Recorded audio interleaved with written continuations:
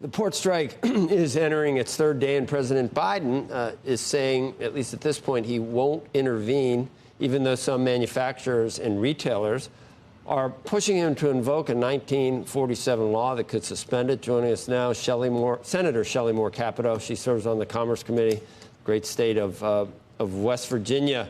It's been done before when things get really serious, Senator. President Bush invoked Taft-Hartley back in 2002, preventing a port strike. Is that in the cards? Maybe not right now, but soon? Well, I think the effects are going to be really felt here probably in the next several days. They say a week will take the biggest effect of this strike.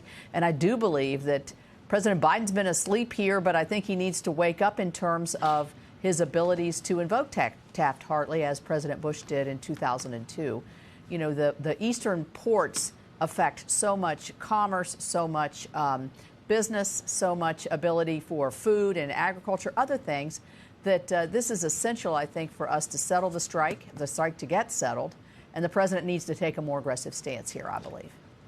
It's an interesting political dynamic now, Senator, because it finally something bipartisan, and that's sort of support for labor, and it wasn't always like that. So both sides are like trying to outdo the other in terms of their support for working people, and I don't know. So that's a dangerous combination. If you invoke Taft-Hartley, you're kind of like cutting the union off at the knees. Or how would it work exactly? It seems like you're removing the ability to do what they need to do to try to get what they feel they're worth. Well, my understanding is that I fully support the working men and women on our docks. There's 45,000 of them that provide incredible work and work hard, and a lot of it's physical labor, and they should be paid according to their abilities and what they're doing, and get the overtime and all of these things, because we know that shipping is a huge industry and they're profit making, and so those employees should share in that, I think, as the benefits of their hard work. Where I think we look at the rail strike that almost occurred several years ago. We saw that the president came in and tried to get the two sides together, eventually did, and prevented what could have been a devastating strike on our rail workers. The same can be done for our dock workers. We've seen this has been signaled. I mean, I've read where the union really hasn't been in the table much effectively over the last several months. I hope that's not the case. I hope that there's still all kinds of discussions going on between the union and the businesses. But the fact of the matter is these things foment. They have a tendency to draw out longer, and I think it has devastating effects, as I said, on goods and services, but also, you know, we're looking into a huge shipping time of the year for us, moving into Christmas.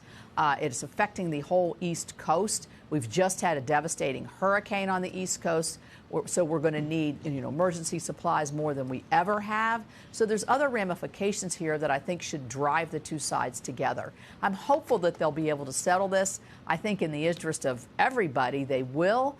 It's just we want it sooner than later. And I think if the president would weigh in more forcefully, I realize the politics of it. It's an election year. It's an election year, but he doesn't need, he's between a rock and a hard place. He doesn't want the effects of a strike, but he also doesn't want to, he doesn't want to hurt, the union's ability to get what it wants to get. Collective bargaining. Senator Capito, what do you think of reports that the union has turned down a pay raise of 50% and that so much of it is reliant on automation and not wanting any automation to come in? And I realize you're a Republican. You've also, though, drawn the support of the United Mine Workers of America. So you're not somebody who's a union buster on this situation. But what do you think of the offer that it sounds like they've turned down?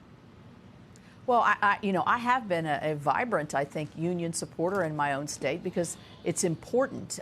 We not only with the mine workers, we have a lot of steel workers and others.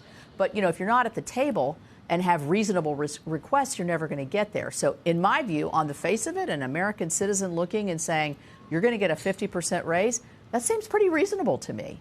And I think over the long term, more benefits for the workers. I understand they're asked to work longer hours because of the way shipping works. It comes in, it's very intense. It goes out, the work sort of leaves for periods of time. So smooth over those rough edges. But a 50% raise in wages over time is an incredible offer, I think. I understand they're asking for 77%. When I saw that, I thought that was rather unreasonable in my view. But a 50% raise is an amazing, I think, offer back. And I think that the leaders of the union ought to sit down and really realize what they're doing to the families who are now relying on another income because they're off striking. A lot of them are younger workers that have families that are really starting to be extremely concerned about their futures and how they're going to manage the next several months. And these are reasonable, I think, offers that I think ought to be taken a lot more seriously than on the face of it appears. But, we don't know really what's going on between the two sides, and hopefully they'll come to a resolution quickly. Senator Capito, everything Yes. changes when you're this close to an election, and I could see many different things happening, and then and you got Boeing, you got all kinds of. It's very strange, and all the hot spots around the world. It's a little distressing, is it not? It is very distressing, but let's look at it at the face of the American getting up every day and take their kids to school. They want to work. They want to earn a wage. They want to earn a living wage. They want to be safe. To me, that's the political issue. Get our workers back to work, and that will go to the benefit of whoever can do that the quickest.